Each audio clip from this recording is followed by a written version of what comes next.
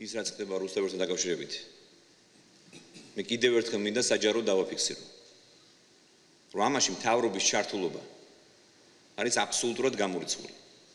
კიდევ ვიმეორებ, რომ ეს არის კერძო დავა ორ სუბიექტს შორის, სააკაშვილსა და კიბარ ხალვაშს შორის. კიბარ ხალვაშმა 3 წლის განმავლობაში ვერ მიაღწია ჩვენს მთავრობასთან. პირდაპირ ვაცხადებ ამას და ვაღიარებთ. ამ კაცმა ვერ მიაღწია სამართალს. ვერ აღიდგინა დარღვეული უფლებები, წარქმული ქონება ვერ დაიბრუნა. და ჩემთვის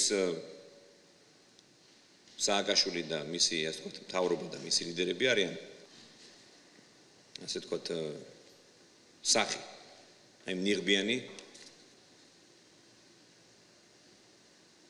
ადამიანის, რომელიც აუპატიურებს ადამიანებს ამ ვიდეოებში. ბოლო შანსი გაქვთ თქვენ ყველას. მე გულისხმობ ნაციონალურ მოძრაობას, რომ საზოგადოებას ბოდიში მოუხადოთ და ყოველგვარ პროვოკაციას დავიდაანებოთ.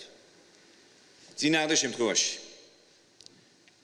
ეს ადამიანები მიიღებენ იმას, რასაც იმსახურებენ.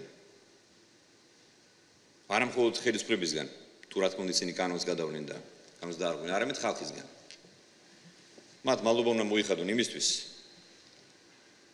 რომ ხალხმა ამ 3 წლის განმავლობაში ის არ გავუკეთა, რაც ხდება ამ ვიდეოებში.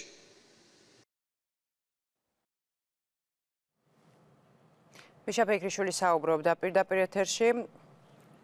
ახლა კი მიშა ფიქრიშვილი ბოდიშს გიხდით ტექნიკური ხარვეზისთვის